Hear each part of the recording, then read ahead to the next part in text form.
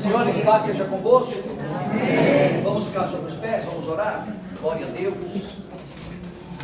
Dá início a mais uma aula na presença do Eterno. Oremos.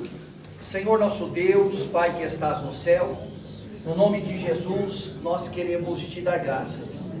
Queremos te louvar, ó Deus Todo-Poderoso, por esta oportunidade e por estarmos congregados e reunidos aqui, ó Deus, a fim de prosseguirmos compreendendo a Tua Palavra, sob o discernimento dado através do Teu Espírito Santo. Senhor, mais uma vez, tire de nossos ouvidos o comichão, arranque de nossos olhos as escamas que limitam a visão, a percepção, e traga-nos a revelação com a autoridade da Tua Palavra. Senhor, tenha liberdade e permita-nos crescer em conhecimento e em graça, avançando e triunfando diante da revelação do Verbo vivo. É o que nós te pedimos e já te agradecemos, no nome de Jesus, para a glória de Deus. Amém. Se assente, glória a Deus. Queridos, chegamos à tão aguardada matéria escatologia bíblica. Então já escreva aí, separe o seu caderno, uma boa quantidade de folhas expressivas, para nós tratarmos da escatologia. Então anote aí, escatologia. E esse termo escatologia, ele vem de duas palavras gregas. A primeira é escatós e a segunda logos.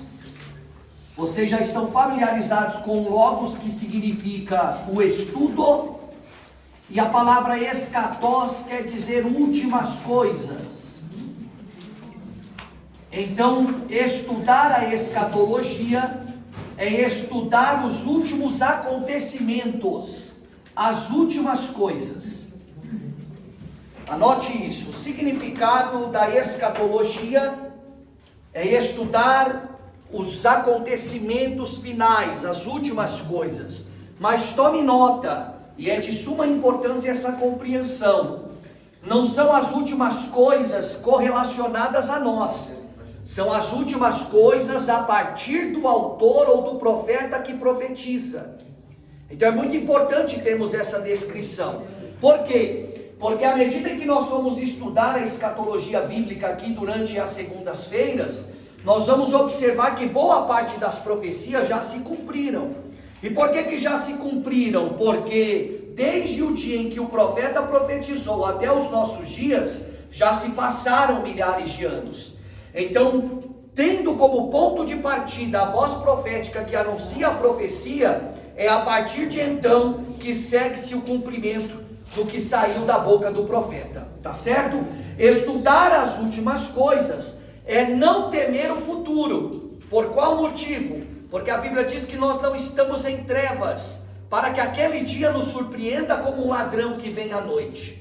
A igreja está na luz, e quem está na luz não é surpreendido, nem pego de surpresa por evento algum.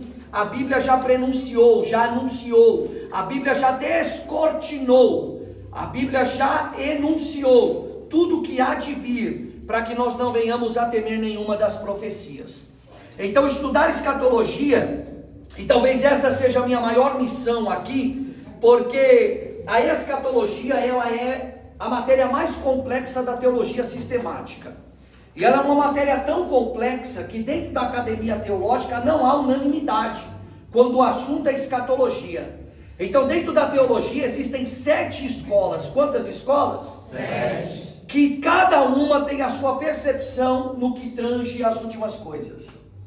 Tamanha discrepância, discordância de assuntos que emanam o futuro. Observe, não menosprezando nenhuma escola, porque todos são estudiosos, mas a tamanha capacidade do estudar faz com que haja 7 divergências, 7 janelas, 7 visões que são diferenciadas em algumas partes, não no todo, mas que cada uma tem uma escola a defender. E isso é tão ignorante na igreja brasileira, porque se eu perguntar aos senhores que aqui estão, como perguntaram a mim quando sentei numa sala de aula para estudar, qual era a minha corrente teológica, escatológica, eu não sabia dizer.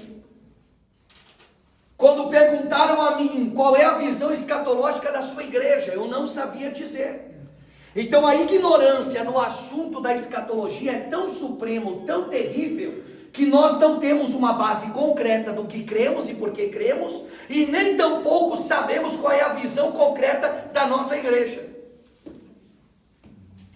Então por vezes nós estamos com uma fé, pertencendo a um corpo que tem outra fé totalmente distinto, porque nunca nos veio essa percepção ou esse entendimento do que é estudar as últimas coisas. A minha finalidade aqui não é dissecar o assunto, porque, como disse aos senhores, eu precisei cursar 12 escolas e 3 especializações para saber um pouco deste assunto. Então eu precisei repetir a dose por mais de 15 vezes. Aperta o botãozinho lá para mim. Sabe onde é o botão? Não sabe? Você sabe, Rafa? Então aperta o botão lá. Obrigado. O Nelo achou. O Nelo achou, Rafa. Glória a Deus. Então, falar de escatologia bíblica não é dissecar o assunto. Eu precisaria aqui de anos e anos para isso. A minha ideia é tentar fazer com que vocês conheçam, a grosso modo, todo o corpo docente da escatologia. Amém? Então, eu vou tentar parafrasear aqui em alguns minutos. Faça uma linha bem comprida. Faça uma linha bem comprida. Desenhe no centro dessa linha o ponto de partida. Qual o ponto de partida? A mulher que partiu o pão em 3 medidas. Quem lembra disso? Então vamos ler o texto. Mateus 13:33 é o ponto de partida, porque aqui nós já vamos diminuir e muito a complexidade do assunto e as várias interpretações. Vamos lá. Eu quero que todos leiam esse texto, hein? Esse texto aqui, ele é importantíssimo para organizar o futuro. Quem aqui é bom administrador? Levante a mão.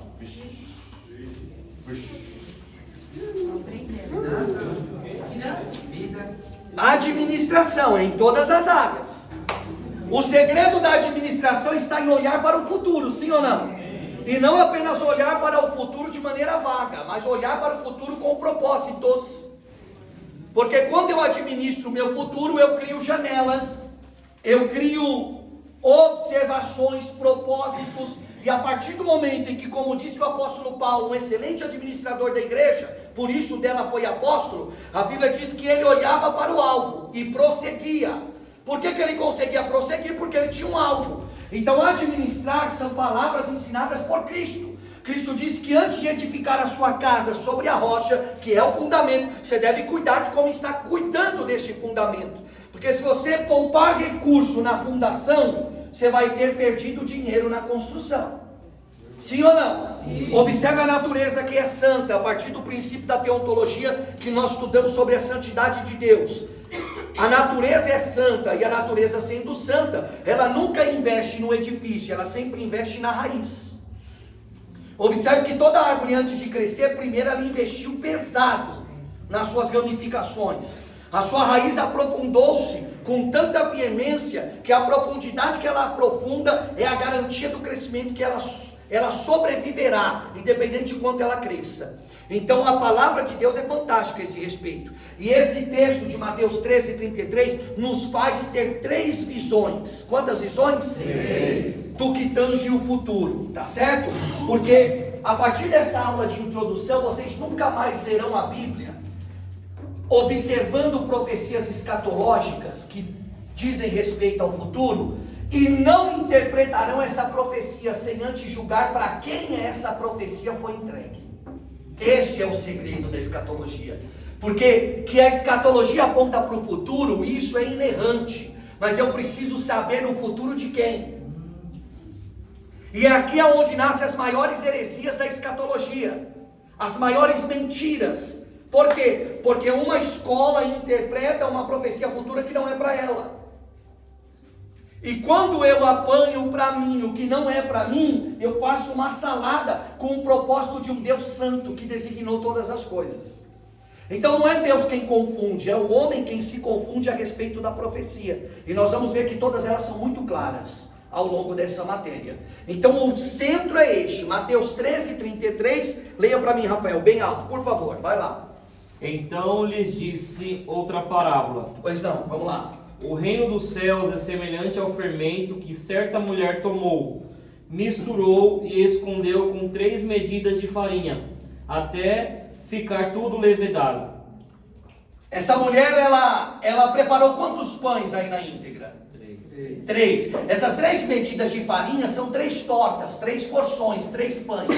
Esta mulher, ela está representada na história de forma obsoleta. Jesus está contando uma parábola sem revelar quem é essa mulher.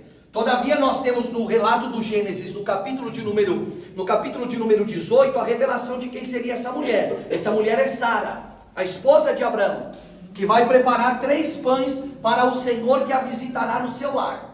Vocês leram comigo esse texto de ontologia. Então aí está o segredo da escatologia. Por quê? Porque quando nós falamos de mundo, o mundo é muito grande, sim ou não? Sim. Quando eu falo de planeta, o planeta é constituído de no mínimo 173 nações. Isso são dados recentes. Existem outras nações, mas a grosso modo, que são retratados aí como organizações e que têm poder de Estado, 173. Quando Deus olha para a Terra, ele não vê 173 nações. Quando Deus olha para a Terra na visão do futuro, ele só vê 3 divisões. Quantas? 3. Porque são os 3 pães que Sara entregou ao Senhor. E que pães são esses? O primeiro pão representa Israel. Anote aí. Esse Israel é evidente de que é a prioridade de Deus. Por que a prioridade? Porque se a mulher é Sara, Sara é a mulher de Abraão. Abraão vai ter um filho cujo nome é Isaac, Isaac vai ter um filho cujo nome é Jacó, e Jacó no val de Jaboque será convertido em Israel. Portanto, o primeiro povo está sinalizado ali. O primeiro povo está representado ali. Quem é o primeiro pão? Porque o pão aqui é a salvação. Lembra que a Bíblia diz que Jesus é o pão vivo que desceu do céu? Sim ou não? Sim. Mas Jesus é um pão? Não. Isso é linguagem para retratar de que Jesus era o único que poderia saciar a fome de salvação que a humanidade tinha. Então este pão aqui não é um pão literal, é um pão que representa a salvação, e essa salvação será partilhada a alguém. Esse pão será entregue a alguém que tem fome. Esse primeiro alguém que tem fome é Israel. Muito bem. Correndo a profecia, nós sabemos muito bem no relato de João capítulo 1, versículo 11, que Jesus veio para o que era seu. O que era dele? Ele veio como pão para ser entregue para a nação de Israel. Mas o texto contribui e ainda diz assim: mas os seus não o receberam. E a todos que o receberam, deu-lhes o poder de serem feitos filhos de Deus. A partir dali nasce a segunda proposta, o segundo público que será alcançado pelo segundo pão, que na verdade é o mesmo pão que é Cristo. Quem é? Igreja. Anote aí, igreja. E esse é exatamente o tempo profético que vivemos. O tempo que nós estamos vivendo hoje é o tempo da igreja. A prioridade de Deus hoje é a igreja. Só que a igreja será arrebatada para os pré-tribulacionistas, ou também será arrebatada para os pós-tribulacionistas. Então o que está em questão aqui não é o arrebatamento, é o momento em que ele se dá. Mas uma é a garantia: o arrebatamento acontecerá. E quando o arrebatamento acontecer, a igreja será salva. Depois que a igreja for salva, entra o último público, que será alcançado pelos pães, que são as nações. E aqui está o segredo da escatologia. Isso aqui é o abecedário, porque a partir daqui eu consigo organizar o futuro. E você precisa fazer exatamente na ordem. Porque quando eu olho a Bíblia do Gênesis ao Apocalipse, ela segue uma ordem, não só cronológica como histórica. A Bíblia segue uma ordem histórica, uma divisão de quase 6.000 anos, relatada em 66 livros. É o que nós temos em mãos. Dentro dessa história, o primeiro público que Deus escolheu, pela rejeição de Israel ao Messias, e com a salvação da igreja, dessa forma todos alcançarão a salvação. Glória a Deus. A diferença é ter a capacidade de saber chegar numa padaria e esperar na fila. Porque na padaria tem pão para todo mundo, sim ou não? Sim. Mas você tem que respeitar quem chegou primeiro. É isso, irmão. Dá glória a Deus. A fila do pão hoje, bate no peito e diz: é nossa. É nossa. Então não põe Israel dentro da igreja. Vai começar a bater. Porque se você é o primeiro na fila do pão, por que você está passando a vez de novo? Ô, pastor. Não é possível. Deixa eu perguntar. A arca, quando foi construída, ela tem as medidas, né? O vaso. É certo querer fazer uma arca daquele tamanho para poder ir na igreja? Mas a primeira pergunta, o que tem a ver com a arca? Ela não fiz a minha. Não. Você não leva trazer Israel para dentro da igreja? A arca, eu já expliquei isso lá em antropologia. Sim. A arca, e você já sabe a resposta. Sim. Você quer só ouvir da minha boca. Quero ouvir. Muito bem. A arca é só uma sombra do verdadeiro. A arca não era feita de madeira de acácia e de ouro. Sim. A madeira de acácia representava a humanidade, o ouro representava a divindade. Deus já enviou a arca verdadeira. Um homem 100% homem e 100% Deus. Cristo era a arca. E a partir do momento em que Cristo foi enviado como a arca, para que Deus não divida a glória dele com ninguém, Deus fez questão de, antes de enviar a arca verdadeira, tirar a que era sombra. Porque no ano 586 a.C., a arca vai ser saqueada pelos caldeus e nunca mais será vista, nem tampouco encontrada. Por que Deus dá fim à arca? Porque se a arca não tivesse um fim, hoje ela seria o maior instrumento de idolatria na terra. Porque mesmo não existindo a verdadeira, os homens criaram as bijuterias e estão idolatrando ela dentro do templo. Quando se tem o Cristo, eu não preciso da arca. E todas as vezes que eu restauro ou ressuscito a arca, eu estou abrindo mão do Cristo. Porque Deus não divide a glória dele. Volta para cá. Também. Quase. Tem problema fazer alguma coisa com a arca? Um desenho, alguma coisa? Se você é um prestador de serviço, está falando qual é a sua profissão? Não, você está prestando um serviço. O importante é você não usar o seu culto e a sua fé em favor disso. Agora, se você tiver fé para se negar a fazer isso e abrir mão, Deus vai te honrar duplicadamente. Glória a Deus. Porque você conheceu a verdade, pela verdade foi liberto. Só que isso não é para todo mundo. Não quer dizer que vai te corromper fazer a arca porque alguém solicitou que você faça. Mas o fato de você se negar a induzir alguém ao erro é muito mais louvável do que você prestar um serviço sabendo que está errado. Mas aí é o nível da sua fé, tá bom? Olhem para cá, voltando, estou falando de Israel, de igreja e das nações. Então o ponto de partida e a prioridade de Deus, principalmente no Antigo Testamento, nunca foi igreja. Me dê uma profecia bíblica relacionada à igreja no Antigo Testamento. Mostra para mim no Antigo Testamento o nome igreja, eclesia. Não há. E por quê? Porque não estava nos planos de Deus. O plano de Deus e a prioridade de Deus era salvar Israel. E o plano estava andando a vento e popa. Porque Deus cuidou de que a profecia se manifestasse pela boca de todos os profetas, anunciando a chegada do Messias. E o Messias veio. Mas quando o Messias veio como um pão vivo que desce do céu, e a prova de que Deus está trabalhando em prol dessa profecia, é que a Bíblia faz questão de dizer que este pão que representa Cristo, eu disse que o pão é Cristo? Não. Eu disse que ele? Cuidado com as palavras, hein? Ó, lá no salão lá. Cuidado com as palavras. Então, o pão representa Cristo. Porque se você vai pegar o pão de manhã lá na sua casa, o balão diz que isso aqui é o Cristo. Pelo amor de Deus. Olhe para cá, então o pão representava o Cristo, e Deus, trabalhando a hipótese dessa profecia, fez com que Jesus nascesse numa cidade cujo nome é Belém. E a palavra Belém significa casa do pão. Então Deus está tão preocupado com a profecia de entregar o pão para Israel, que vai fazer com que Jesus saia da sua comarca de Nazaré e vá até Belém para o recenseamento. Por quê? Porque só se compra pão na padaria. E Deus faz com que Cristo surja em Belém, e sendo ele o pão vivo que desce do céu, ele nasce na casa do pão para ser entregue ao povo de Israel. Aí vem a mulher cananeia, e que consegue converter o coração do Cristo, para que o Cristo deixe de olhar para cá e passe a olhar. Porque a mulher cananeia não é de Israel, ela é sírio-fenícia, grega.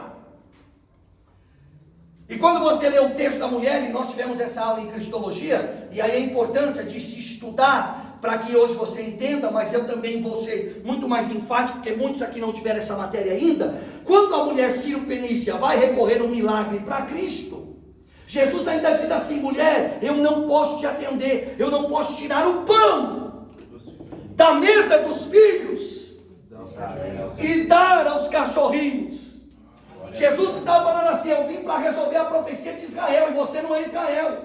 Tanto é que o texto de Marcos diz que a mulher estava chamando Cristo e Cristo ignorando ela.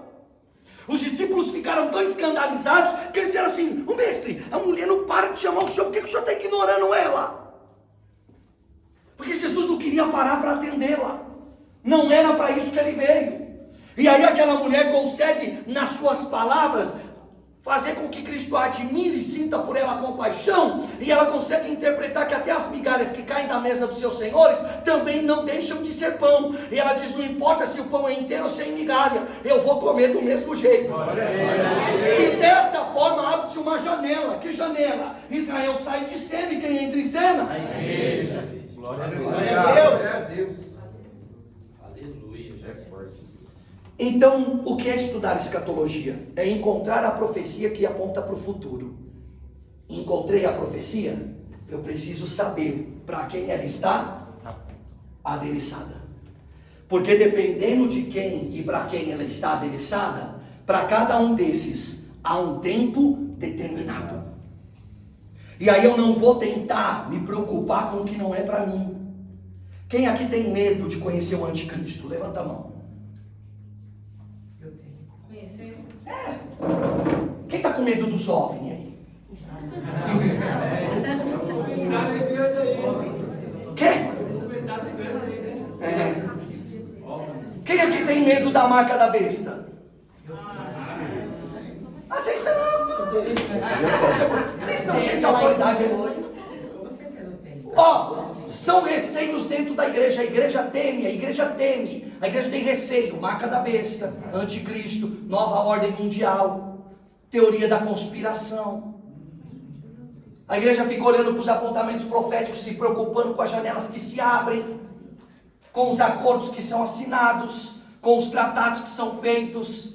Irmão do céu, a partir dessa matéria, você não vai mais se preocupar com nada disso. Porque você vai descobrir que todas essas profecias não são para a igreja. Todas essas profecias são para Israel. Glória a Deus. Só que para isso, nós vamos estudar que para cada janela que se abriu aqui, quantas são as janelas? 3. Há um começo e um fim. Se eu perder a viagem da igreja, aí eu tenho que ficar para viver a janela de Israel. E a Bíblia também dá respaldo para isso. É o pré e o pós-tribulacionismo. Porque a janela de Israel é a grande tribulação. E eu vou dar essa aula hoje. Amém? Vamos lá? Daniel capítulo 9. Vai. Vamos começar. Primeiro faz assim, ó, na Bíblia de vocês, ó. No cantinho aqui, ó. Escreva assim, ó. Porque, ó, irmãos, presta atenção. Israel e igreja. Então você vai fazer assim: Israel versus igreja. No caderno. Quando o assunto é escatologia, o que significa escatologia? Não. Escatologia é o estudo das últimas coisas. Então, quando o assunto é escatologia, olhe para mim. Qual que é o livro da escatologia para Israel? Daniel. O judeu não crê no Novo Testamento. Eles não têm. A Torá e a Taná é só o compêndio do Velho Testamento. Então, quando o assunto é escatologia para o povo de Israel, eles leem Daniel. Agora, quando o assunto é escatologia para a igreja, que livro lemos? Apocalipse. Toda a Bíblia. Deixa de ser preguiçoso. Mas o livro mais famoso, Apocalipse. É por isso que você vai ver muitas profecias ao longo dessa matéria que Daniel viu e que João também viu. Vocês vão ver que muito do que Daniel escreveu, João também escreveu. A fim de quê? De nos fazer entender que o que ambos viram era para o futuro. que ainda não passou, não se cumpriu. Então no texto de Daniel, se nós já vamos ler Daniel agora, eu já tenho que olhar com um olhar voltado para que público? Israel.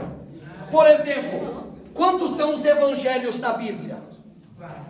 Quantos são os evangelhos da Bíblia? Um só.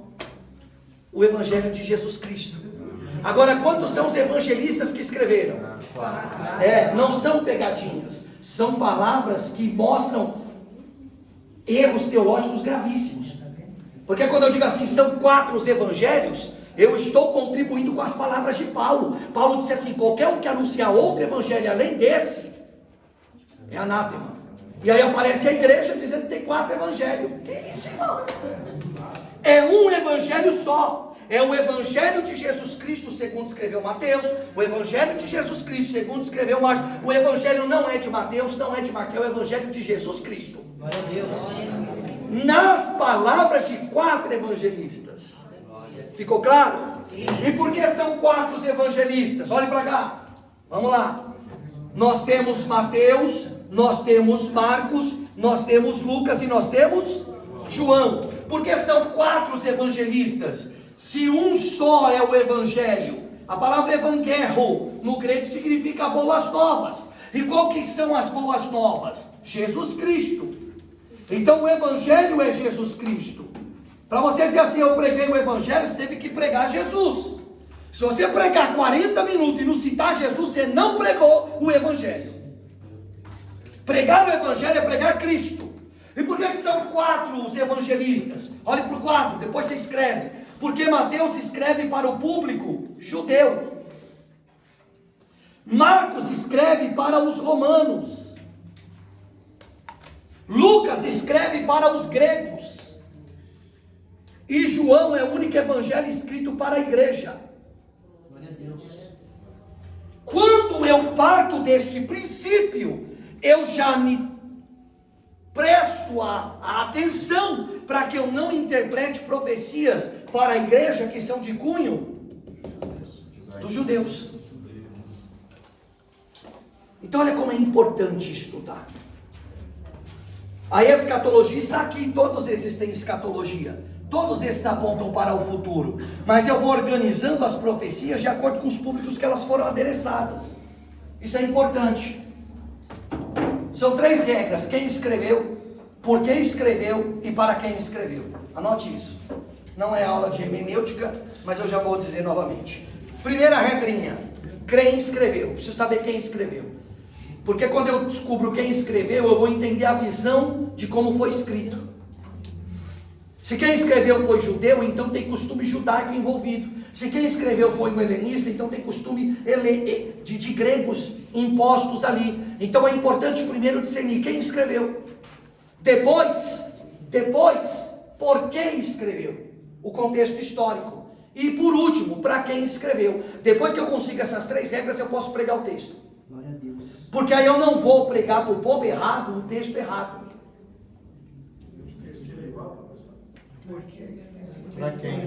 Primeiro, quem escreveu. Segundo, por que escreveu. E terceiro, para quem escreveu. Vamos lá? Para ficar gravado assim na mente de vocês, são as 3 regras da exegese. Quem escreveu, quem, para quem e por quê. Ou quem, por quê e para quem. É isso. São regras da exegese. Só depois dessa avaliação primária, você pode ter uma interpretação correta. Porque se você não tiver essas 3 regras respeitadas, você vai interpretar errado. E se você interpretar errado, você profetiza errado. E se você profetizar errado, Deus não cumpre a profecia que saiu da sua boca. Porque a profecia dele já está aqui. Glória a Deus. Diga. No caso dos textos que tem 2 evangelhos, como que a gente faz essa... Aí você entende, é para os 2. É para os 2. Por exemplo, você vai ver muitos textos que são chamados de textos sinóticos, porque eles têm semelhanças, sempre estarão aqui, Mateus, Marcos, Lucas. Mateus, Marcos, Lucas. Mateus, Marcos, Lucas. Mas o que está em João não está em Mateus, não está em Marcos, nem em Lucas, porque é exclusividade da igreja. Agora o que é exclusividade da igreja é igreja. O que não é igreja está nesse bolinho todo aqui, ó. Volta para cá. Achou, Daniel? 9. Vamos ao texto. Eu quero que vocês peguem o marca-texto de vocês e grifem agora. Vamos lá, Daniel 9. Aqui está a base da escatologia. Aqui está a base da escatologia bíblica. Vamos lá, esse texto é poderoso. Daniel capítulo 9. Bendito seja Deus. Vocês estão aí? Sim. Versículo de número 24.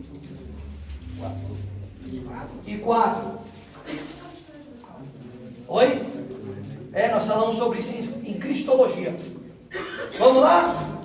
Acharam aí? Daniel 9, 24. Para começar, como começa o versículo? 70 o quê? Semanas. Então grife 70 semanas. É o tempo. Se nós estamos estudando escatologia, que é profecia para o futuro, nós temos aí uma contagem regressiva. Quem gosta de contagem regressiva? Não é muito legal, né? Porque gera príncipe, depende para quê? Olha isso. Então Deus que vem do futuro e que conhece todas as coisas, porque Ele é atemporal, Ele era, Ele é e Ele será.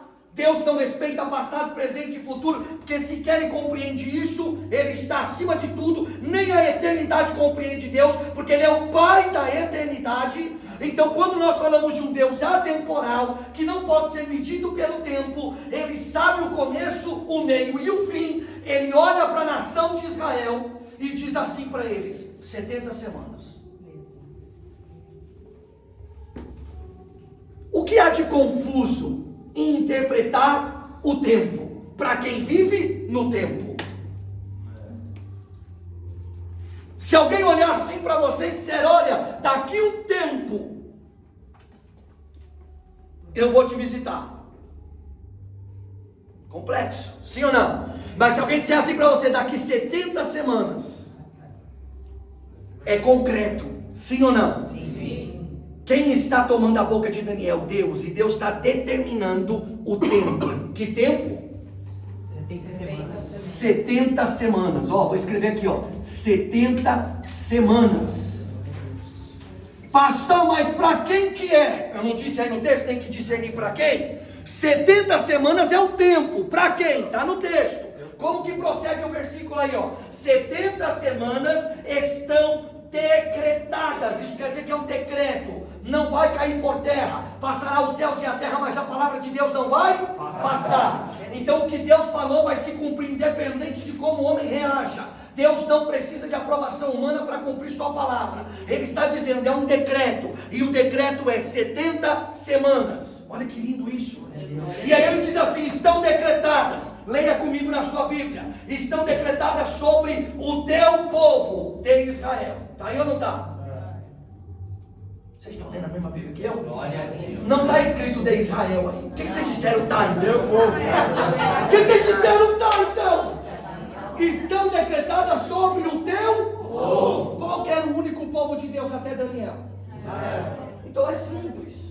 Porque esse pronome teu povo é possessivo. E o único povo que Deus chamou dele foi a nação de Israel. Então Deus está dando o tempo e está dando o propósito deste tempo. Para qual nação é?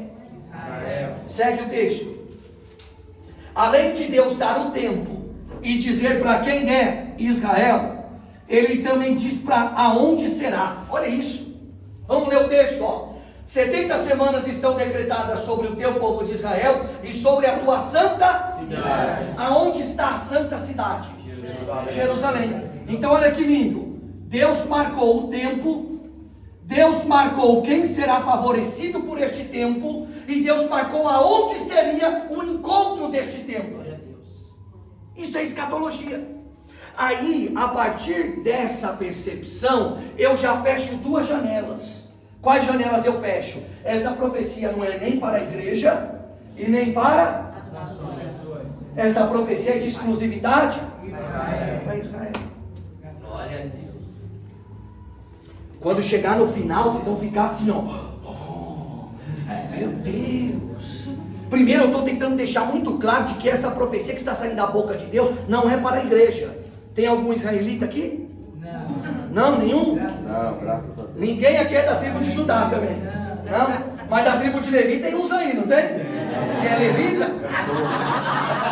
Sempre tem no meio da igreja uns levitas. Esse. Olha, vamos trabalhar, vamos trabalhar. Ai, meu Deus do céu. Para com essa babaquice de levita, irmão. Igreja não tem levita. Igreja tem cantor.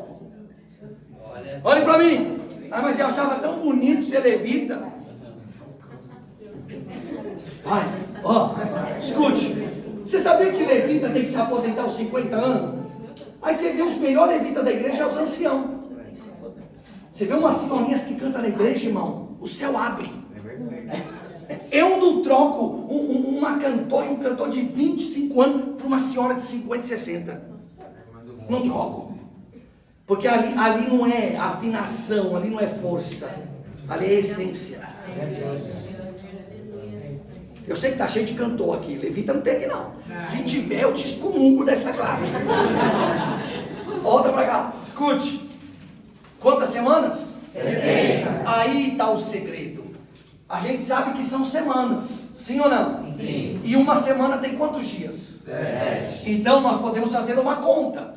Se são 70 semanas, então é 70 vezes 7. 70 vezes 7 é igual 400. Não, calma, coração, homem. 490. Você já está pegando mastigado no rodapé, por isso.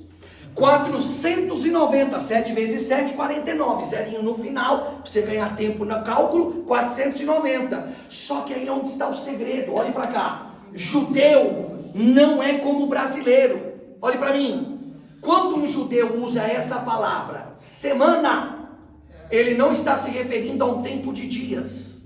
Ele está se referindo a um tempo de anos. Quem tem costume de falar assim, ó, daqui uma semana eu vou te visitar, é nós brasileiros. Aí, por exemplo, quando acabar a aula eu vou dizer até semana que vem. Como eu sou brasileiro, você está discernindo que é daqui 7 dias. Se um judeu falar para você até semana que vem, ele está querendo dizer daqui 7 anos. Porque quando ele usa a palavra semana, para um judeu, e isso está no livro da lei que nós vamos ler, Levítico. Para um judeu, a palavra semana não é um tempo de dias. A palavra semana é um tempo de anos. Olhe para cá, por que eles não tratam semana como dias? Porque desta forma eles invalidariam o 7º dia, que é o dia do descanso.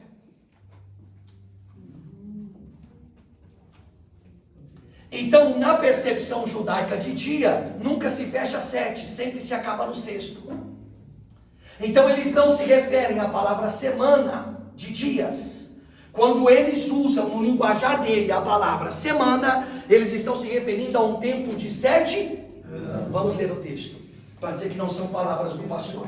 Levítico, que é o livro da lei, tem que ser seguido por todo israelita. Todo israelita segue o livro de Levítico. Tem 613 leis aí que eles seguem piamente. Levítico, capítulo 25, verso 8. Aonde está esse período que é revelado como período de anos? Levítico 25, 8. Leia aí, Rafael, bem alto, por favor. Assim contará 7 semanas de ano. Espera aí, assim, o que quer dizer? É um ensinamento, sim ou não? Acharam? Levítico 25, 8. Assim contará 7 semanas do quê? Então grife isso. E aí Deus é tão bondoso que Deus está dando a lei e já fazendo a conta. Conclui o texto. Ou seja, ele está desenhando para não ter dúvida, vai. 7 vezes 7 anos. De modo que o espaço de 7 semanas de ano será 49 anos. Olha aí. Então, quando um judeu falava assim, daqui 7 semanas, ele estava dizendo daqui quantos anos? 49. Então, se um dia Deus levantar um profeta e chegar em você e falar assim, eis que te digo, quem está falando? Em uma semana eu te visito. Acabou. Você já pode pôr a mão no rosto. Não, mas quem profetizou é brasileiro, pastor. Mas quem deu a profecia não é. E aí? Então entender, olhe para cá, entender o tempo é saber escatologia, porque escatologia é o estudo das últimas, e para eu saber que as coisas são as últimas, eu preciso entender aonde estão as primeiras, e eu só consigo compreender o que é primeiro e o que é último, quando eu estudo o tempo. Então estudar escatologia é interpretar o tempo. E o que Daniel está tentando ouvir de Deus é essa interpretação. Deus está falando para um povo que tem uma lei. Que lei é essa? Semana é tempo de anos. Então Deus está falando na língua deste povo. Deus está falando com este povo numa linguagem que eles entendem. Então Deus toma Daniel e diz assim: avisa esse povo que tem a lei de Levítico 25 e diga para eles 70 semanas. Portanto, quando Deus diz 70 semanas na boca de Daniel, a gente já pode traduzir por 490 anos. Professor, esse número 70 vezes 7 tem alguma coisa a ver com o número de vezes que temos que perdoar? Aí você pode, vai longe aí, hein? Essa é a cabeça de todo pregador. Vai longe. Tem uma coisa Tem. Isso aqui é o tempo da redenção, é o tempo da misericórdia. 70 vezes 7 é o tempo da misericórdia. E aí você pode trabalhar isso como uma pregação. Já te deu o tema, o tempo da misericórdia. É verdade, 70 vezes 7. Acaba sendo um tempo determinado. 70 vezes 7. Quando Caim transgrediu, Deus falou assim, que aquele que vingasse o sangue de Abel sobre Caim, dele seria vingado 7 vezes. E aí quando vem o Lameque, que é um apóstata pior do que Caim, e que é o primeiro adúltero da história a tomar para si 2 mulheres, a Bíblia diz que Lameque é o primeiro homem a ter 2 mulheres e é o primeiro homem a assassinar 2 homens, só para ficar mais temido do que Caim, porque Caim era o único homem temido na terra por ser o único assassino. Então o único assassino vivo na terra era Caim. Então Caim era temido por toda a humanidade, porque ele era o único que já tinha matado alguém. E aí Lameque, para ser mais temido do que Caim, assassina 2. Aí quando Deus olha para Lameque, Deus dá a conta, 70 vezes 7. Então isso aí vai longe. Mas fica com tempo. Que tempo é esse? da redenção. Não, que tempo é esse? Isso aí é o tema da sua mensagem. Que tempo é esse? Vou até circular aqui, ó. O tempo de 70 vezes 7 é? Então Daniel capítulo 9, versículo 24, nós podemos traduzir assim. Deus está dizendo para Israel: 490 anos estão decretados sobre vocês. Aí a gente pergunta para o texto: para quê? Para quê? 490 anos, para quê? O versículo diz, olha o que vem agora. Depois de 490 anos, está no texto, olha o que Deus faria. Primeira coisa, coloque o número 1 aí: exterminar a transgressão. Número 2, eu estou lendo o versículo 24. Número 2, tirar o pecado. Número 3, expiar a iniquidade. Vocês estão lendo comigo Daniel 9, 24? Nós estamos em Daniel 9. Levítico foi só para interpretar o tempo. Vai para o Daniel 9.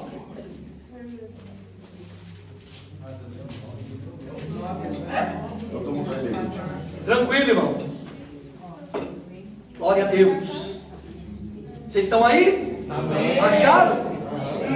O Daniel, né? Daniel. Fala, Daniel. O que aconteceu? Olha aí, Daniel 9, 24. 70 semanas. Se você grifou com marca-texto, já traduza isso. 490 anos, vai. Facilita a sua vida aí. Rabisca essa Bíblia, pelo amor de Deus. Facilita a sua vida. 490 anos. Estão decretadas sobre Israel e sobre a santa cidade de Jerusalém. Posso falar sem rodeio já agora aqui para vocês? Sim. O que essa profecia está dizendo? Deus estava marcando o tempo exato para Israel ser redimido dos seus pecados e salvo pelo Messias. Deus iniciou uma contagem regressiva. Era só a nação de Israel interpretar a profecia e esperar. E para eles não era difícil a interpretação, porque Deus está falando numa linguagem que eles entendem. Mas aí vai acontecer muita coisa aqui. E se eles tivessem, olha para cá, você nunca se perguntou o que teria acontecido se Israel tivesse reconhecido Jesus o Cristo? Quem nunca se fez essa pergunta? O que teria acontecido se eles não tivessem crucificado a Cristo, mas recebido Ele como Rei dos Reis, Senhor dos Senhores? Gostaríamos de condenados. Oi? Não, irmão, esquece a igreja. Nós seríamos salvos sim.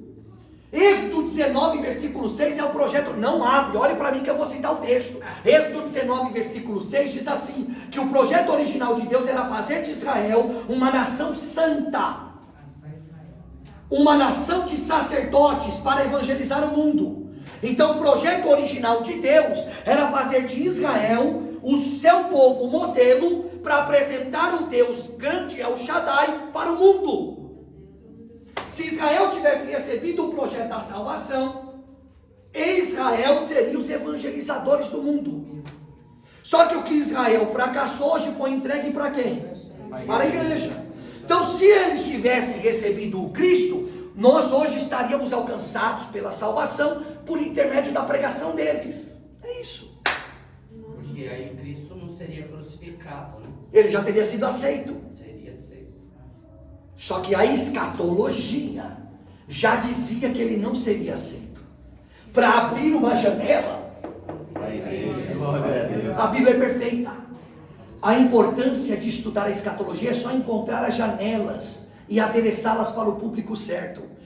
Para não ter essa confusão que tem na academia teológica, de ficar um debatendo com o outro. Porque na escatologia tem espaço para todas as visões. É só discernir qual que é cada uma.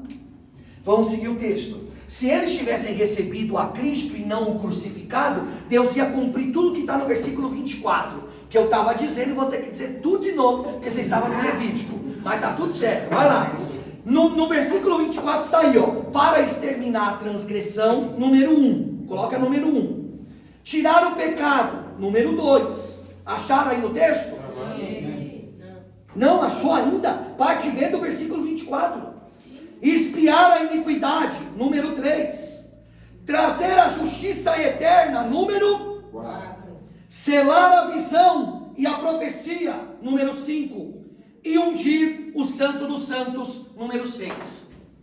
Marcaram aí? Sim. Pergunto a vocês, olhem para a Bíblia. Pergunto a vocês, hoje, agora, a transgressão foi exterminada? Não. A humanidade ainda transgride? Sim. O que é transgredir? É errar. É contrariar a lei. É dizer sim para o que deve dizer não e dizer não para o que deve dizer sim. Isso é transgressão. A humanidade ainda transgride? Sim. Segundo tópico, o pecado foi tirado? Não. Terceiro, a iniquidade foi expiada? Não. A justiça eterna julga os homens? Não. O que julga os homens é uma justiça, sim ou não? Sim. Mas não é eterna. É a justiça temporal. E essa justiça temporal, de justiça não tem nada. A visão foi selada. O que quer dizer selar? Fechar. Porque acabou tudo. Acabou todas as profecias? Não. Acabaram todas as visões? Não. E por último, isso aqui me intriga. Porque o santo dos santos já é santo. Para que unge ele? Isso é poderoso. Ó, só vou dar uma palhinha. Isso aqui é quem está falando com Daniel? Deus. Na visão de Deus, olhe para cá.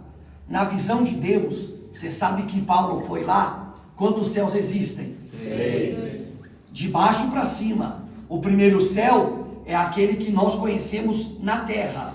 É aquele que os nossos olhos alcançam. O segundo céu é os lugares celestiais. E o terceiro céu é onde está o trono de Deus. Olha que lindo isso aqui. A profecia está dizendo que Deus vai ungir o santo dos santos. Ungir quer dizer separar. A palavra ungir quer dizer separar. Então, na visão de Deus, os 3 céus é uma réplica do tabernáculo.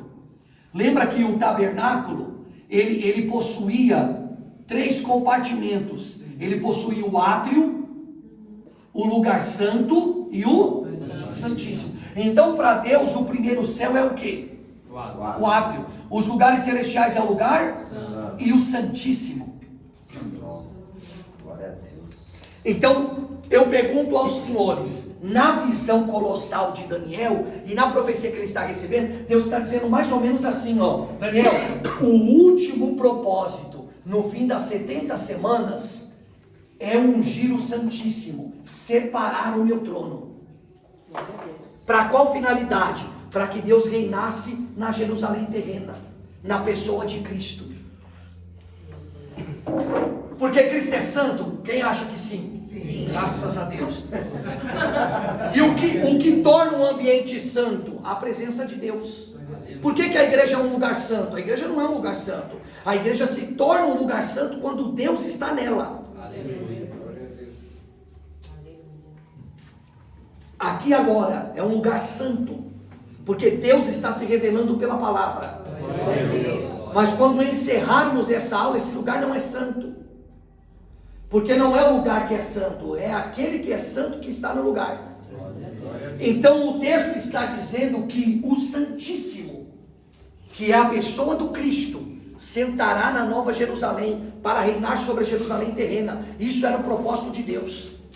Mas pergunto e encerro aqui para a gente começar a calcular a escatologia. Algumas dessas profecias se cumpriram? Não. Porque ele veio para o que era seu e o seu? Não. Mas como, irmão, se Deus deu o tempo, escolheu o povo, marcou o lugar e determinou o que faria? Quem já tomou bolo aqui? Quer marcar um encontro com horário e chegar no encontro com horário e ninguém aparecer lá? Como você se sentiu? É terrível, sim ou não? Sim. Aí se a pessoa depois torna a falar com você e marca de novo, você vai? Não. Porque ela te deixou no primeiro, sim ou não? Sim. Não estou falando de encontro romântico, amoroso. Encontro, irmão, às vezes é uma reunião marcada, é um propósito marcado. Então eu estou falando de um encontro. Pode ser malicioso. Olha para cá. Pastor, por que o senhor disse isso? Porque Deus sabe, tem gente que é terrível. Eu já com advogado. Oi? Eu já com advogado. Tomou o cano do advogado. Tudo certinho, tô lá, fui lá com todo o documento, ele não foi. Aí. Triste. Você continuou com esse advogado? Então pronto. Volta pra cá. Aí, olha só. Irmão, o plano está feito. 490 anos. Mas aí tem uma pergunta. Escatologia. Eu preciso definir o ponto de partida. Porque que é 490 anos eu sei. Mas a partir de quando? A partir de quando o ponteiro começa? A Bíblia é perfeita. No versículo 25 está aí. Ó, versículo 25. Sabe, pois, e toma em conta. Aí está o ponto de partida. Desde que saia a ordem para restaurar e retificar Jerusalém. Está aí, irmão. Esse é o ponto de partida, que na nossa Bíblia está representado no livro de Neemias. Neemias, a partir do capítulo 2, que é quando Neemias já tem a ordem, a carta do rei, e sai em direção a Jerusalém, para restaurar Jerusalém. Vocês estão aí? Então esse é o ponto de partida. E de que ano nós estamos falando? 444 a.C. Esse é o ponto de partida. Irmão, olha como a Bíblia é fantástica. Que ano é esse? 444. Antes de Cristo. O cronômetro começa a contar. Pum. Deus aperta o botão. A partir do momento em que Deus aperta o botão, começa uma contagem regressiva de quantos anos? 490. Não tem como errar, irmão. E aí Deus ainda vai detalhar os acontecimentos que se darão. Isso é escatologia. Volta para o texto. Ele está dizendo assim, ó, desde que saiu a ordem para restaurar Jerusalém, até a vinda de quem? Do Messias. Está escrito de um Messias? Não. Está do artigo definido. Quem é esse Messias? O Filho de Deus, o Cristo. Porque eu já ensinei vocês que Israel já tinha tido outros Messias. Por exemplo, a palavra Messias significa ungido, enviado. Moisés foi um Messias. Ciro foi um Messias. O próprio Deus chama Ciro de Cristo. Porque a palavra Christos é grego, que é a mesma do hebraico Mashiach. E o que significa Mashiach em Cristo? Significa ungido. Isaías 45 está escrito assim: assim diz o Senhor a Ciro, o seu Messias. Então Israel já tinha tido outros Messias, só que esse não é mais um, esse é o. E ele não é um que vem para tirar da terra do Egito, porque Moisés trouxe a libertação do Egito, Ciro trouxe a libertação da Babilônia, mas o Cristo trará a libertação do pecado. Glória a Deus. Então esse é o Messias. Por isso que Daniel está profetizando: haverá, desde a ordem que Neemias recebeu para restaurar Jerusalém, até a vinda do Cristo. Olha o que está escrito aí agora. Haverá subsequente, isso quer dizer sem interrupção, seguido 7 semanas, grife isso, e 62 semanas, grife isso. Vamos fazer essa conta. Quantas semanas são a profecia mesmo? 70, sim ou não? Sim. E aí a profecia está dizendo, ó, desde Neemias haverá 7, depois mais 62. Vocês estão comigo? Não pode ficar confuso, isso aqui é aula de introdução. Grifaram no texto? O texto está bem claro, é subsequente. O que quer dizer subsequente? Sem interrupção. 7 semanas e depois das 7 mais 62. Como nós já aprendemos que isso aqui é tempo de anos, então Deus está dizendo assim, ó, haverá 2 períodos sem interrupção. Um primeiro período de 49 anos e um segundo período de 434 anos. Estou facilitando, já pondo ali em anos. Então Deus está dizendo, não errem, porque não haverá intervalo, será subsequente. Um período de 49 e 434, que dá um total de... Fala o que você queria falar aquela hora que você falou. 483. Isso, que dá um total de 483 anos, referentes a 69 semanas. Olha para cá. Quantas semanas falta ali? Quanto é a profecia? A profecia é quantas?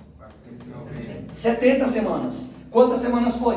69. Falta quantas? Uma. Por que faltou essa uma? Olhe para o texto. Isso é escatologia. Mas antes da gente descobrir por que faltou essa uma, eu vou perguntar de novo, isso aqui tem que ficar muito claro. Para quem que é essa profecia? Israel. Ufa! Essa profecia é para quem? Israel. Por que não se cumpriu os 490? Por que Deus falou assim, ó, será 7 mais 62, se ele deveria falar será 7 mais 63, para fechar a conta, e eu cumpri o que eu prometi no versículo 24, tirar o pecado, exterminar a transgressão, ungir o santo dos santos. Por quê? Aí vem a resposta, olha aí. Versículo 26.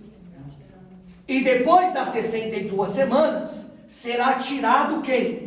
Messias. E não será mais. Oh meu Deus. O que significa essa palavra ser tirado? Não é ele quem se retirou. Será tirado. Foi ele quem foi tirado. O que significa esse ser tirado? O mataram. O crucificaram. Olhe para mim, irmão. Quem crucificou Jesus não foram os romanos. Quem crucificou Jesus foram os judeus, os israelitas. Como é que a igreja está trazendo Israel para dentro dela? Isso não entra na minha cabeça. Como é que a igreja está trazendo elementos judaicos, elementos israelitas para dentro do culto, se são os assassinos do Cristo? Foram eles que tiraram o Cristo. Foram eles que disseram, liberte Barrabás e crucifica-o.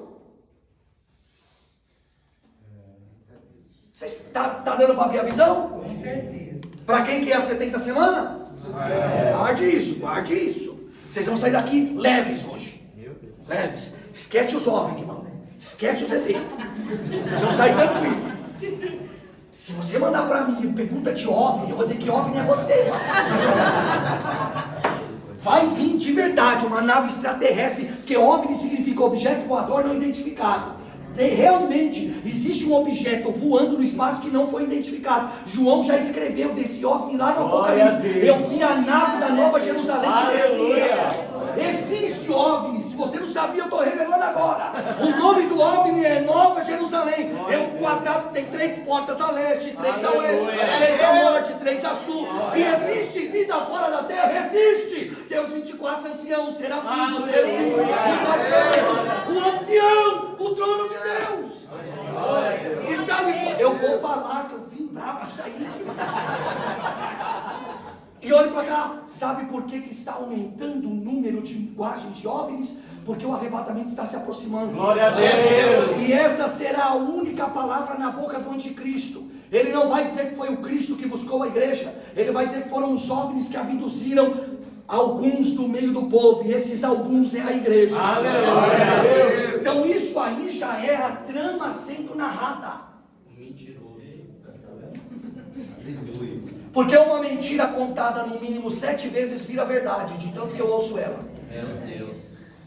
Então essa é a tática de Satanás. Ele é o pai da mentira, sim ou não? Sim. Já que ele não tem propósito com a verdade, ele só mente diversas vezes. E uma mentira contada por muitas vezes acaba se tornando verdade. É que eles são novos, pastora. Eles nunca ouviram do chupa-cabra. Quem lembra do chupa-cabra?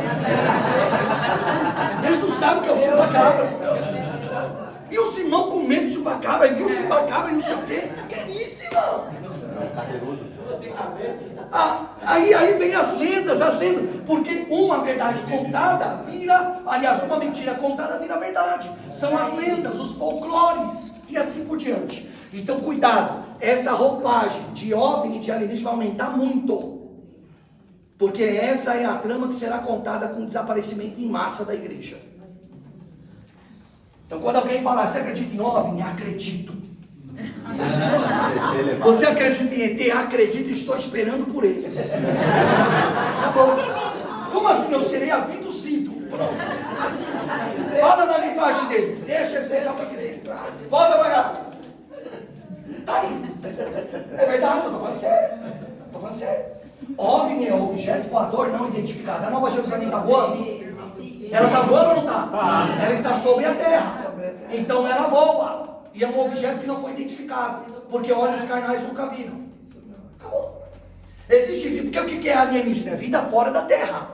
Existe? Existe. E não é pouco. São miríades e miríades. Milhares e milhares. Pode olhar. E depois das 61 semanas será tirado quem? O Messias. E não será mais. Esse não será mais é porque fechou a janela para Israel. Só que o que me preocupa é o que vem depois. Porque o profeta Daniel já está vendo tudo isso. Ele está dizendo, ó, Deus vai mandar o Messias. Eles vão matar o Messias e o Messias será tirado. Por que ele será tirado? Porque Deus vai arrebatar ele para o trono. E o que vai acontecer após isso? Olha o que diz o texto. E é isso aqui que me dá medo. Olha agora. E o povo, eu quero que você grife tudo isso aí com uma tinta vermelha, com uma tinta rosa, uma caneta vermelha, porque isso aí é perigoso. Daniel 9:26. Olha o que vem aí agora, ó. E o povo de um príncipe, não é do príncipe, é de um príncipe. O povo de um príncipe que virá, destruirá a cidade. Que cidade é que está no texto? Jerusalém, sim ou não? Sim. E o santuário, que é o templo. E até o fim haverá guerra, segundo o decreto das assolações. Olhe para cá agora. Nós fechamos a conta.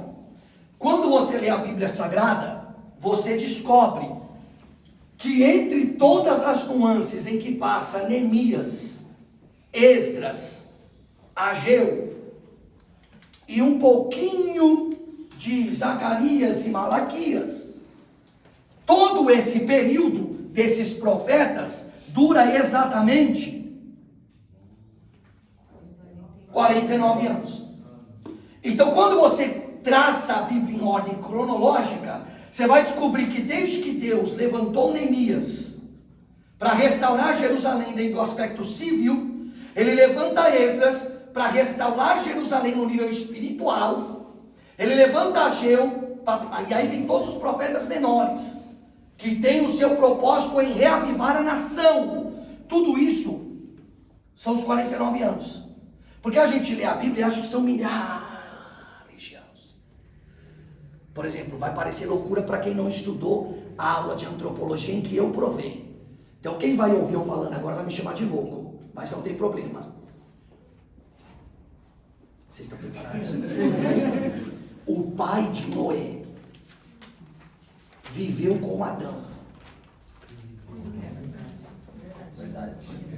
Parece loucura, não? Porque a gente imagina que de Adão até Noé parou. O Adão morreu com 930 anos. É que ninguém para ler genealogia. A Bíblia conta a genealogia para você fazer essas comparações. O pai de Noé viveu 56 anos com Adão.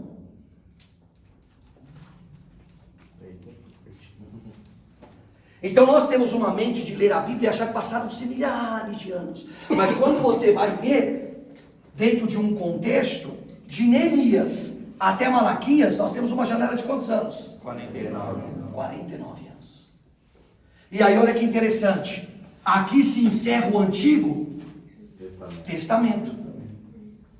E aí nós temos subsequente quantas semanas? 62. Que são igual a 434 anos. Entra então os 400 anos de silêncio, chamados de intertestamentários. As Bíblias mais antigas tinham uma folha em branco entre Malaquias e Mateus, quem lembra? E essa folhinha em branca era para nos fazer lembrar esse período de 400 anos de silêncio. Onde surgem os macabeus, onde surge a reforma, onde surge o falso anticristo do antigo Epifânio. Isso vocês estudam de teologia histórica, não é a matéria de vocês aqui. Então olhem para cá, é importante a gente ficar aqui. Quantos anos de silêncio? 400. Que é chamado de intertestamentário. Está entre os testamentos. Então essa folhinha em branca que existia é para sinalizar esses 400. Mas olhe para a profecia. Está faltando quantos anos aqui?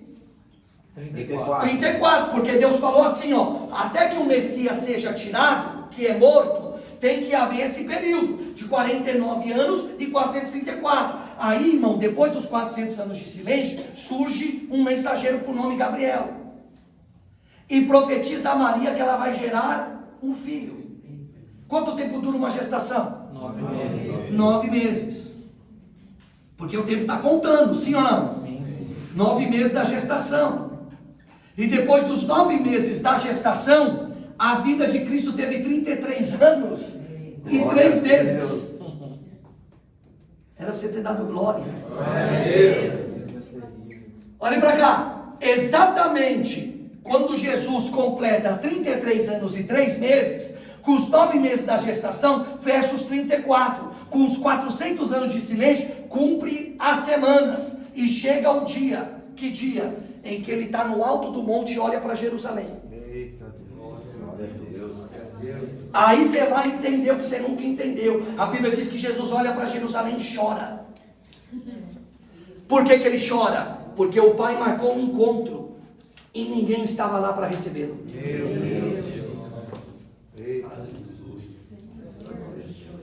Talvez a expectativa dele como homem era montar no cavalo branco, colocar um manto escrito Rei dos Reis, Senhor dos Senhores, e entrar triunfante em Jerusalém, com todo o povo de Israel o recebendo e dando a ele a cadeira do templo, porque esse era a proposta, esse era o propósito. Mas foi ao contrário, ele teve que apanhar um jumento emprestado, que nem dele era, e ele teve que entrar, e quando ele entrou não tinha ninguém para gritar aleluia, só tinha alguém para dizer Hosana. Qual é a diferença do aleluia e do Hosana? Nenhum. Os dois significam louvai ao Senhor. Todas as vezes você diz aleluia, você está dizendo louvai ao Senhor. E Hosana também é louvai ao Senhor. A diferença é que aleluia é hebraico e Hosana é grego. Se o povo está dizendo Hosana, é porque a multidão que está esperando ele não é Israel. A multidão que está esperando ele É a igreja. Glória a Deus. Mas tudo bem, por que ele chora? Porque ele tem uma expectativa. O pai falou com Daniel, o Daniel profetizou, o pai deu um horário, o pai deu um lugar, o pai deu um povo, o pai sinalizou como seria. Então na mente humana dele ele está dizendo assim, há uma multidão me aguardando. Só que quando ele chega no alto do monte, ele olha para baixo. Umas poucas pessoas. Aí Jesus chora. E aí ele revela essa profecia. E ele faz-nos saber que foi o próprio Deus que cegou o entendimento de Israel. E por que Deus cegou o entendimento de Israel? Porque esse é o preço que se paga pela incredulidade. Vocês estão aí? Abre a Bíblia que a gente vai ler esse texto. A chegada triunfal. Porque aí está o cumprimento da profecia. Vai que eu estou galgando no fim. Vamos lá. Vocês estão aí ou não estão? Então vamos ler. Vamos ler. Eu quero ler convosco aí Mateus 23. Porque Mateus está sob a perspectiva dos judeus. Sim ou não? Sim. Mateus 23. Glória a Deus. Lucas. Por favor. Vocês encheram, tá? Acharam aí Mateus 23? Olhe as palavras de Cristo. Vamos ao texto. Mateus capítulo 23. Verso 37. Posso ler? Verdadeiramente vos digo.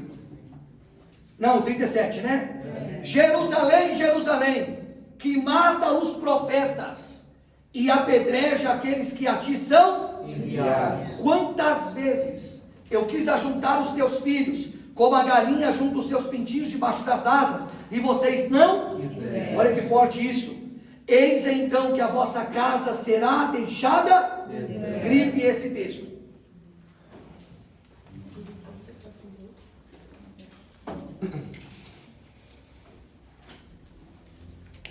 E aí ele conclui dizendo assim: porque eu vos declaro que desde agora, de modo nenhum me vereis, até que digais, bendito aquele que vem em nome do Senhor, que é a segunda vinda dele, que ainda não aconteceu.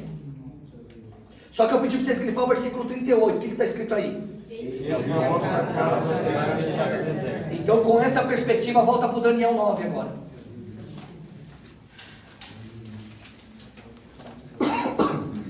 Daniel 9, versículo 27.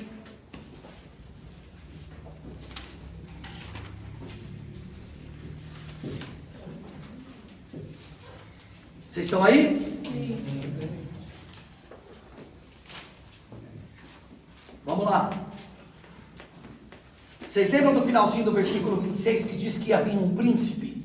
Sim ou não? Sim. E esse príncipe seria um príncipe de um povo. E esse príncipe de um povo, ele destruiria a cidade e o santuário. Sim. Se ele destrói a cidade e o santuário, o que acontece com a cidade? Ela fica deserta. Cumprindo a profecia de Cristo. A pergunta é, no Daniel 9, nós temos a revelação da nação, da cidade e do tempo. E sabemos que tudo isso apontava para a chegada do Salvador, o Messias. Lá também está escrito que após a rejeição do Messias, viria um outro príncipe. Quem é esse príncipe do versículo 26? Olhe para mim, o anticristo. E esse anticristo virá, está escrito no texto, Daniel profetizou. Só que ele não virá para a igreja. Nós estamos lendo uma profecia que é adereçada para quem? Graças a Deus. Você vai entender por que ele não virá para a igreja. Calma. Ele não virá para a igreja, não para os que pensam ser igreja. Volta para cá. Já achou que tá livre, né? Sei que não se converte não, irmão. Ó, escolha, porque tem gente que é assim, uma vez salvo, você não abre o seu olho não. Verso 27. Esse anticristo, que é o príncipe, virá, e ele firmará um pacto, tá aí. Ele firmará um pacto com muitos, por quanto tempo? Uma semana. Que é exatamente. Meu Deus. Só que agora pega isso aqui, pelo amor de Deus. A gente sabe que quando se cumpriu isso aqui, o Cristo foi tirado, sim ou não? Sim. E já que eles recusaram o verdadeiro, então na 70ª semana virá um falso. E esse falso terá o período de uma semana, porque uma semana é igual a 7 anos. Pergunta e vocês respondem. Quanto tempo dura a grande tribulação? 7 anos.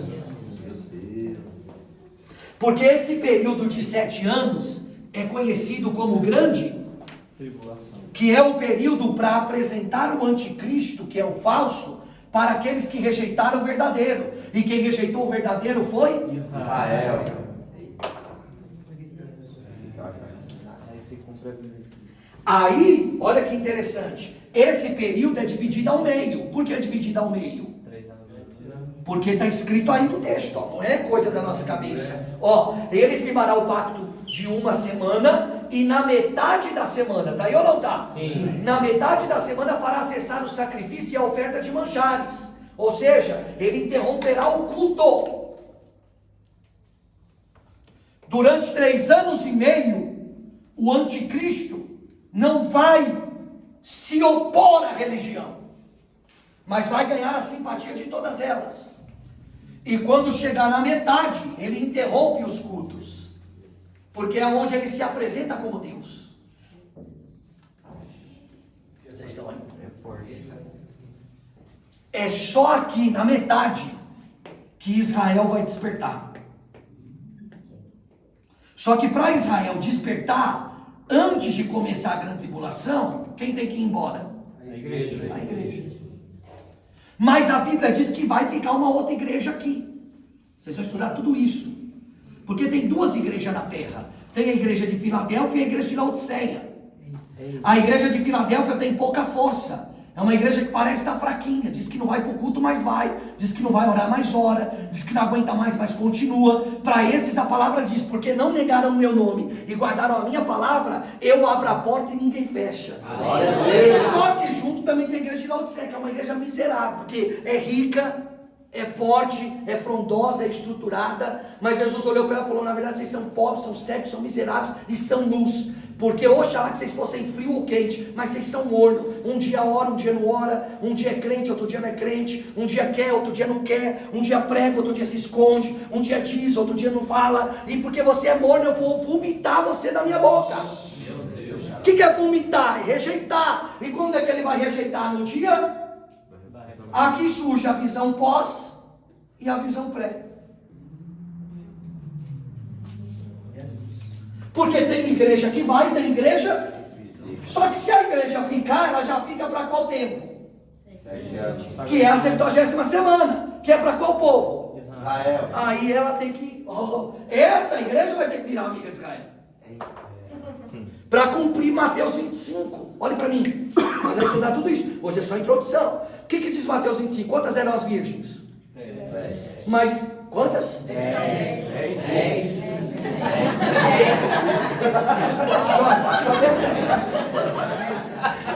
Aula de reforço.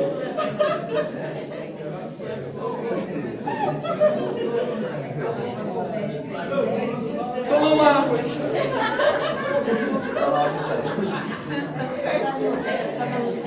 Vai, vamos lá, vocês são uma classe inteligente. Quantas eram as virgens? 10. Quantas dormiram? 5.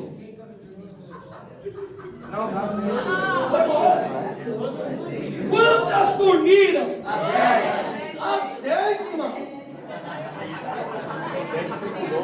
É porque eu botei isso. Escute, olha pra cá.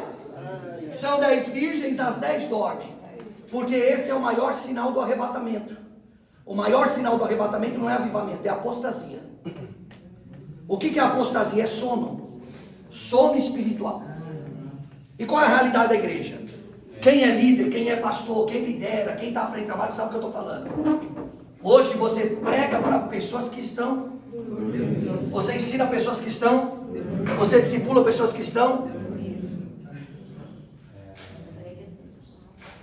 Só que a gente sempre lê o parábola das 10 virgens achando que as virgens é a igreja. Para com isso, irmão. Tem 10 igrejas na terra? Jesus é adúltero? Tem 10 esposas? Quantas são as esposas de Cristo? E ali não está a esposa em Mateus 25, ali só está as virgens. Se a igreja é a esposa, quem são as virgens?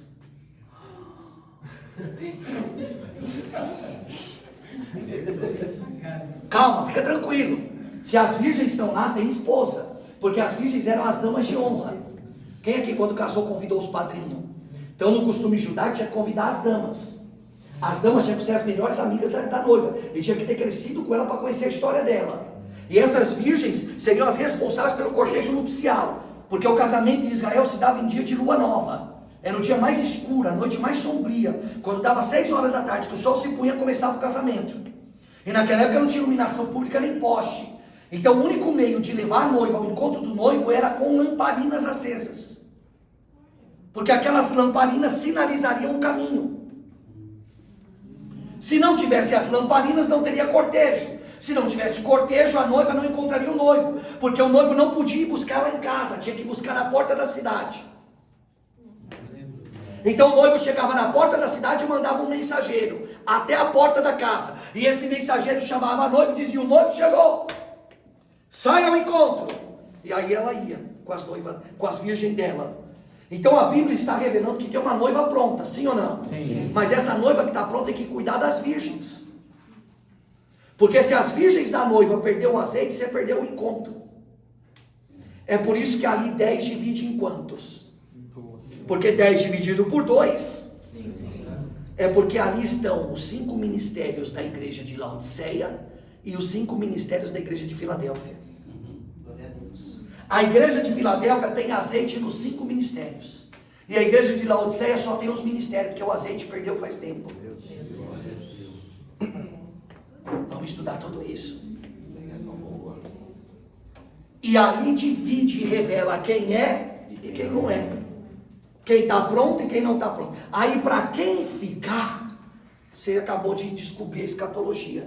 Para quem ficar, ficou para viver a 70ª semana, que foi determinada para o povo Israel. Mas já que você não quis ser igreja enquanto podia, agora você tem que ficar na janela de Israel. É como um ônibus que tem hora para passar. Se você perder o horário do ônibus, você não perde a viagem, você só se atrasa para ela. Isso é a grande tribulação.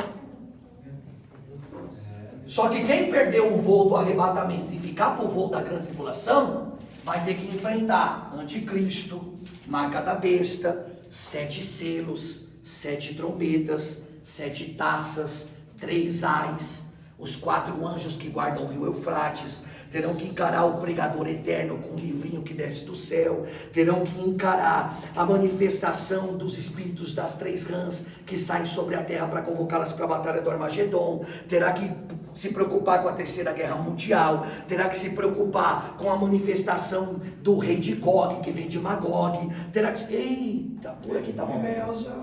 É melhor pegar o primeiro voo, porque no primeiro voo o nosso noivo vem até o portão da cidade. E aonde é o portão da cidade? Palavras de Paulo em Tessalonicenses, nos ares. Ele vem até os ares e nos chama nas nuvens. E aí ele não pode descer. Ele manda o amigo dele descer para avisar a noiva. Quem é o amigo? Aquele que mora em nós, o Espírito Santo. Aí o Espírito Santo vai gritar o que está em Mateus 25. Aí vem o noivo. Sai-lhe ao encontro. Olha o que diz o texto. Não é ele vem ao seu encontro, é você quem sai ao encontro dele. E essa saída. Glória a Deus. Então tudo isso a gente vai estudar. Eu só comecei abrindo a janela da escatologia. E nessa janela da escatologia fica clara: a prioridade de Deus nunca foi isso aqui. A prioridade de Deus sempre foi Israel. Mas quando ele fez o encontro e programou tudo isso, e eles tiraram o seu Salvador, a igreja entrou na prioridade. E a partir desse princípio, que semana que vem a gente vai estudar as 4 visões da escatologia: preterismo, historicismo, futurismo e idealismo. Não precisa anotar nada agora. Para que a partir dessas 4 percepções, a partir dessas 4 escolas de interpretação, a gente possa navegar na escatologia bíblica. Tá? Agora completa isso aqui, para a gente terminar. Vamos lá. A partir do momento em que entre Israel e igreja, só olhe para o quadro, depois vocês saem do caderno de vocês. Entre Israel e igreja, o marco que divide um do outro, você vai colocar aqui a cruz de Cristo, o Calvário, a sua morte. Então a partir do momento em que Cristo morre no Calvário, ali se divide, acaba o tempo de Israel e começa o tempo. Esse período entre o Calvário até o arrebatamento é o período das 7 igrejas do Apocalipse. A igreja de Éfeso, a igreja de Esmirna, a igreja de Pérgamo, Tiatira, Sardes, Filadélfia e Laodiceia. Aquelas 7 igrejas representam 7 tempos da igreja ao longo desses 2026 anos. Eu vou dar uma aula para vocês. Isso aqui não é um relógio? Sim. E é um relógio que a gente pode chamar de cronômetro, sim ou não? Sim. Só que esse cronômetro é para que povo? Israel. É o cronômetro de Israel. Depois dessa aula eu vou fazer assim com vocês. Ó. Eu vou lavar as minhas mãos porque eu vou entregar o que eu recebi do Senhor. E o que eu recebi do Senhor? A revelação do cronômetro da igreja. Glória a Deus. E eu vou mostrar na Bíblia o cronômetro da igreja. Porque se Israel teve um cronômetro, e não julgue Israel, porque do mesmo jeito que Israel tinha um cronômetro e perdeu o encontro, o que terá de crente da igreja, que também tem o cronômetro e perderá o encontro, é incontável. Aí os dois atrasados da vida, Israel e a igreja, vai ter que se encontrar na grande, dar as mãos Vão morrer abraçados. e dizer, vamos correr atrás do prejuízo. Diga. Esse tempo para esses que ficaram, o Espírito Santo está agindo com eles? Aonde? Na grande tribulação? Sim, sim. Lembra-se de pneumatologia, o Espírito Santo é Deus, e Deus é onipresente. Não tem como ter essa percepção que a igreja dizia que o Espírito Santo levou a igreja e foi embora junto com a igreja. Não existe isso, porque o Espírito Santo é onipresente. A diferença é que a atuação do Espírito Santo será limitada. Então o Espírito Santo atuará como atuava no Antigo Testamento. Ele não estará mais dentro do homem, ele virá sobre o homem. Os únicos 2 crentes cheios do Espírito Santo na grande tribulação serão as 2 testemunhas, que profetizarão por 1260 dias. Vocês terão essas aulas. Vai acontecer muita coisa nesses 7 anos. E aí, pastor, depois da grande tribulação, que a igreja falsa, que era morna, e Israel se converterem nesses 3 anos e meio finais, o que vai acontecer? Aí Cristo virá, segunda vinda, que é chamada de parúcia. Diga parúcia. Parúcia. Essa parúcia é a segunda vinda, que diz que todo olho o verá, toda língua confessará e todo joelho se dobrará. Quando ele vier, ele salva Israel, salva a igreja que se converteu aqui e entra para reinar um milênio na terra. E nesse milênio, salvar quem falta. Só que tem muitas coisas que acontecerão e a gente vai deslumbrar tudo isso aí. Alguma pergunta sobre hoje? Estourou o tempo, acabou. Não podem ter perguntas. Sobre o que eu ensinei, não podem ter perguntas. Esse é o alfabeto. Isso aqui é o princípio da escatologia. A pergunta é, ficou alguma dúvida sobre os 490 anos? Esse período já acabou? Vou perguntar de novo. Esse período já acabou? Não. Falta quanto? Uma semana. Uma semana. E uma semana tem quantos anos? 7. E esses anos se cumprirão quando? A grande tribulação. É isso.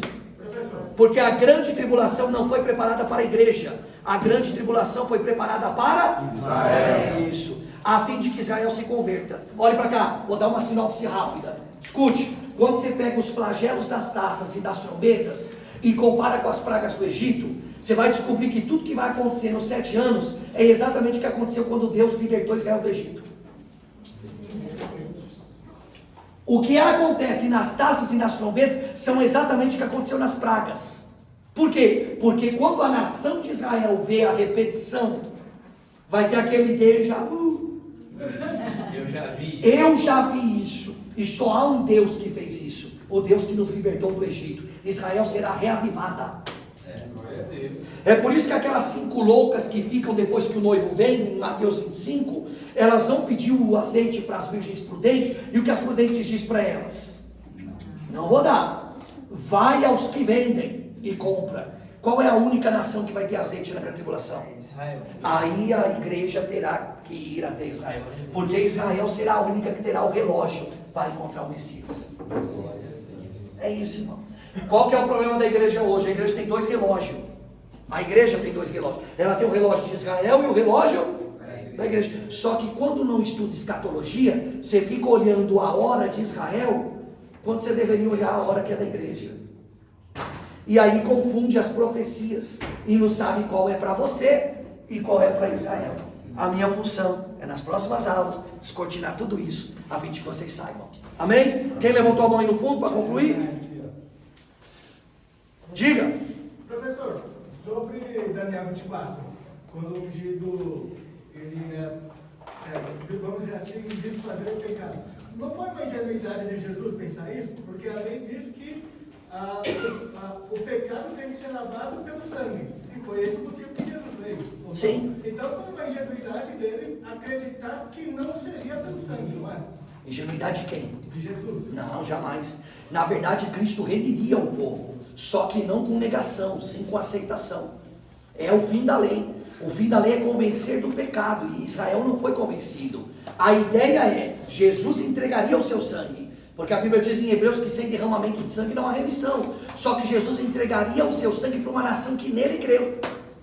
E não foi isso que Israel fez. Ele entregou o sangue e o povo teve incredulidade. Então ele morreria de qualquer forma. Só que ele morreria 7 anos depois, para se cumprir a última semana. E ele morreria com 40 anos. Porque 40 anos é exatamente o tempo profético para exterminar o pecado. Quantos foram os dias do dilúvio? 40. Quantos foram os anos que Moisés viveu em Egito, Midian e como um hebreu? 40. Quantos foram os dias que Jesus venceu Satanás no deserto? 40. Quanto foi o tempo que Israel foi amadurecido por Deus na peregrinação? 40 é o número que Deus decreta o fim do pecado.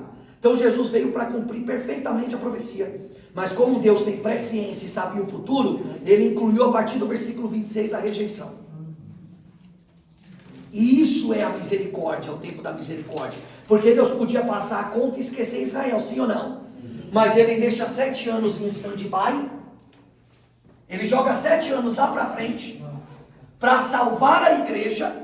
E depois que ele salvar a igreja, ele se lembra de Israel. Isso é Deus.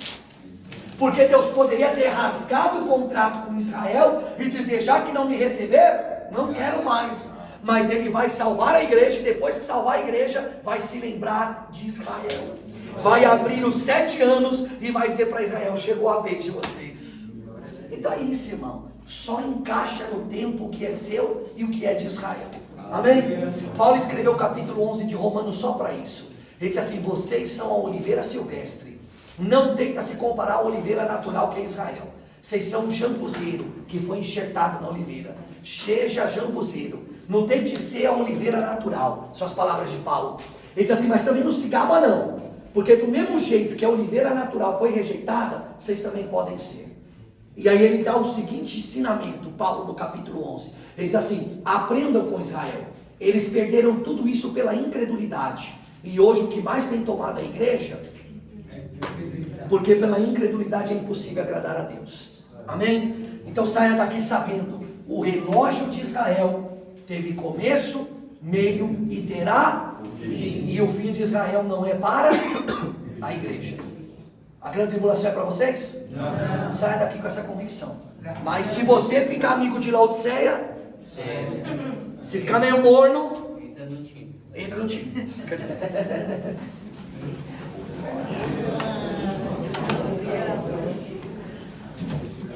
Muita informação, né? Só foi Daniel 9, 4 versículos.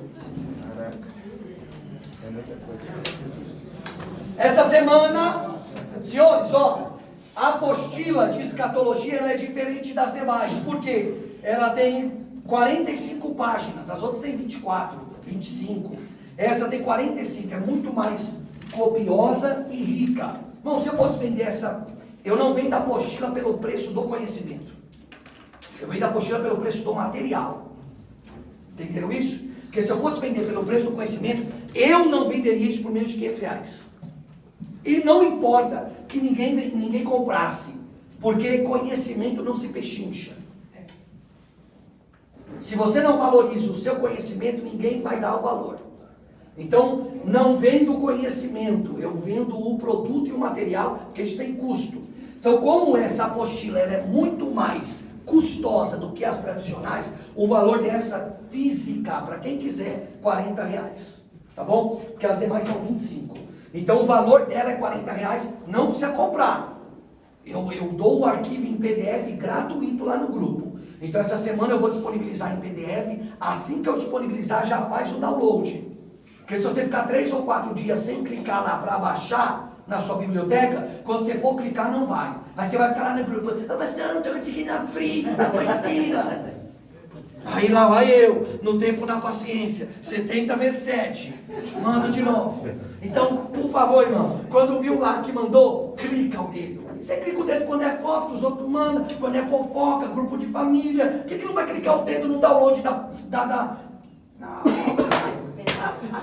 Então clica. Baixou, tá lá no seu celular, você traz para a classe, traz para a turma, para a glória de Deus. Pastor, eu quero comprar material físico. Tá aqui, eu vendo, você vai mandar o seu nome quando eu colocar a lista de encomenda. E quando eu pôr a lista, não é para mandar bom dia, boa tarde, boa noite, só pôr o nome lá. Fulano, uma apostila. Caso eu não fale, pastor, gostaria de pedir uma apostila com tantas páginas, gostaria colorido, gostaria de senhor me entregar. Não, só pôr o nome e apostila, para não congestionar o grupo. Alguma dúvida? E semana que vem a gente volta com força. Semana que vem as 4 escolas de interpretação e os 7 tempos proféticos da igreja.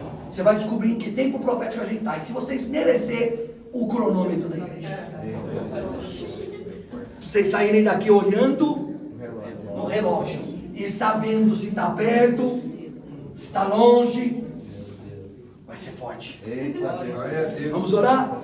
Senhor, eu te dou graças.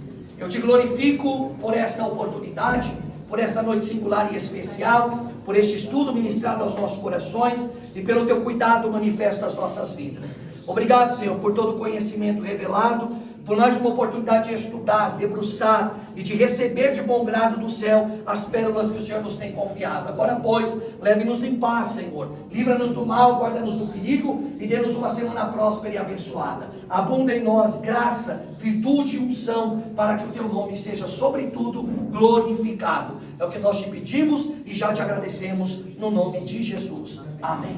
Deus abençoe.